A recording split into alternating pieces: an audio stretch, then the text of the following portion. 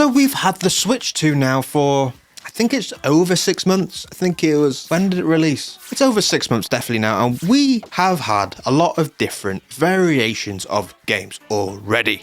And all I'm seeing across the board is negativity. Who'd have thought the gaming industry, negativity, it's like peanut butter and jelly now. It's like off peanut butter and jelly, I should say, because it happens all the time. Even though I do think the High God and Marathon hate should be there. You buy a game, you shouldn't have to buy more stuff for a game, but that's not today's argument. The Switch 2, people are saying it's weird. Big curators are saying it's weird and then backtracking, but I haven't actually watched that full video, so I'm not going to comment on that.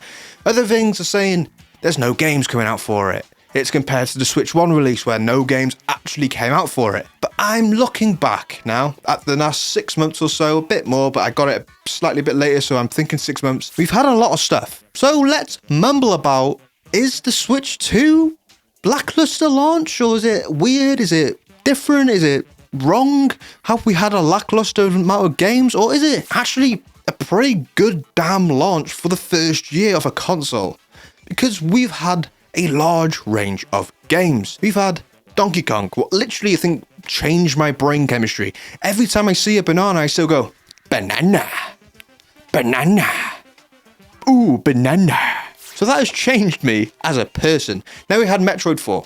I haven't played Metroid 4. It's not meant to be great. It's just gone to £35 and I think I'll buy it now, but it's a completely different game. Mario Kart was Mario Kart. Popular game, not for me. It missed the mark for me, but it's still there. We had a sports game, that tennis one. I think that's out, but it went really quickly. But I think it was meant to be good. And we had this Pokemon Pokeer? The Animal Crossing Dragon Quest quite Pokemon. Herald as the next coming of Animal Crossing. What am I missing here? What am I missing that we haven't had?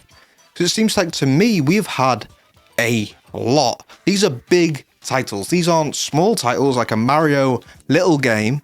These are huge titles. We also had other things. I think Kirby released. I think that was a Switch 2 exclusive. Even though, bad idea to release a kart game so close to Mario Kart. And that's also forgotten about. The fact is also, we also had Monster Hunter 3. That's already out or coming out. I'm not sure about when that's coming out. But still, we have all these games out in such a short period of time. And it's not just, and I think this is the reason why people are thinking it's not releasing many games. These games are in different categories. All of them are completely different. Donkey Kong is very, very different to the Kirby game. The Kirby game is very, very different to the Metroid game. And so on and so forth. I think that's what we're doing. They are catering not to this one audience. It's not platformer and platformer. It's car game. Well, saying that Kirby, and except for the Kirby and Mario Kart, that's just a bad choice. But I think we're forgetting about how many games are coming out, and then we're thinking they haven't released anything. No, I don't think they released the next game for you. Personally, they haven't really released the next game for me. I haven't played all of them. I played Donkey Kong and I played Mario Kart, and I will play Metroid. That is 3 out of the maybe 6 or 7 I mentioned. And that's not including the ports. We've had the Cyberpunk port, I don't really care about. It's an old game now and I didn't like it, and I went back to it and I still don't like it. We had the Resident Evil, the biggest game this year so far for me, and I'm not playing that on a Switch. Sadly, I play it on PlayStation because I'll play it on this bigger screen, even though you can play it on the bigger screen, but handheld didn't really matter to me that much for that game. That matters for a lot. Then there's indie games, obviously. Indie games everywhere. But the ports are a bigger thing in this. So when you think, oh, they haven't released many mainline games, they don't have to, because other people are releasing games for them, so to speak, because they are coming out day one. Another element of games. No other console is doing a game this quickly. I don't think PlayStation has released that many first-party games in a space of a year for its whole generation. Xbox, I know, haven't. So Switch are ahead of the curve. Nintendo is ahead of this curve. What everyone is saying is they're on the downward slump, and I would say when we look at the schedule, it is lacking, but that is Nintendo. They have this weird thing of where you look at their schedule now and again and it's just nothing there, and then they'll surprise you and then you're excited for that game. You have to be excited for that game, but you could also just now be excited for any kind of game, and your likelihood it will be on Switch. Maybe that is a weird thing to start thinking about. It has started in Switch 1, but it's now a main focus of the Switch generation. Some people say that is not different enough. That is the whole point. The Switch 2 is the 2. The whole point was not doing the Wii U again.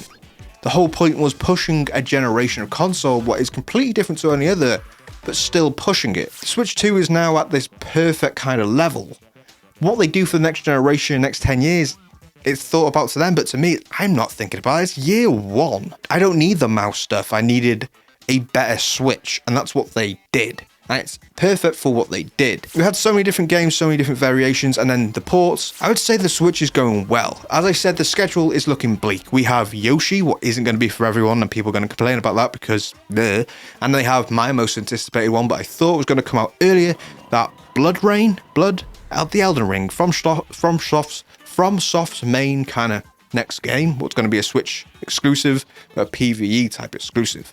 Even though I am slightly worried how that will work, I'm excited for it. But apart from that, they're really focusing on the film. I'm surprised if they have a Mario game in the works that they don't announce it before the film, but the film is coming out very soon, actually. So we're in maybe a slightly weird place, but that is a normal Nintendo place. If you've been a Nintendo fan, as some of the people who have been mentioning this have been, because I've been following them for a while, Nintendo is in a good place. Nintendo could have a direct in a month or two and then just have this stacked ass stuff. I think Splatoon's in there somewhere. Fire Emblem is definitely in there. So they have these games. They just haven't given us much information.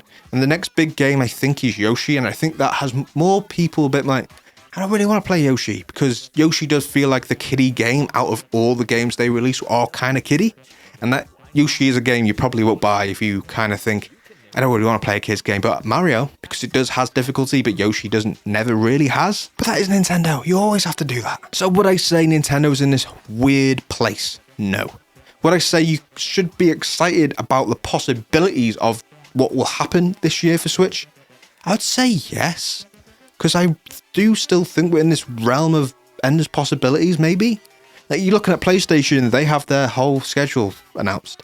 Nothing's going to come out for PlayStation this year. Surprising, really, I don't think. It might come out next year, but this year, I think it's set with Wolverine and Control, what is an exclusive, and that Bullet Hell, and that's probably going to be it. But Nintendo, we could have a possible Mario game this year. Probably not, because we had Donkey Kong so recently, but we're definitely going to have bigger games this year, I think, especially leading up to Christmas. If I'm wrong, yeah, I would say it's still better than the first year of the Switch. So I'm kind of quite happy with what we got. I have games where I can go back to and play because I haven't played them yet, like a normal person who hasn't played everything. So I'm happy. And I think a lot of people should be happier with what we've already got for Switch in the first year, rather than criticizing it for not having enough, when they've already done a lot. But what do you think? Do you think the Switch is in this weird part of its lifespan, or do you think this is year one?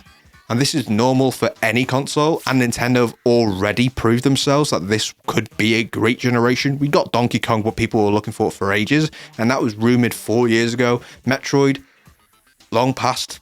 All these games that already came out, and I do think we will get a big game. And the Pokemon game just came out, actually.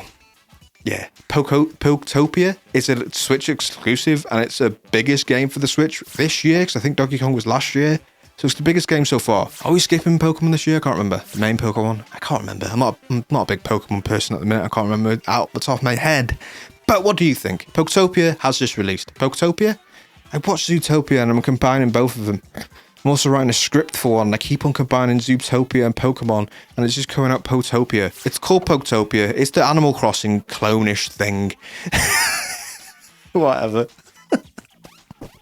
Anyway, what do you think? Comment below your thoughts. Are you in a happy place for the Switch 2, a bad place for the Switch 2, a weird medium, or just thinking, we've had a load of games, I'm quite settled? Comment below your thoughts, and I will see you on the next Mumble.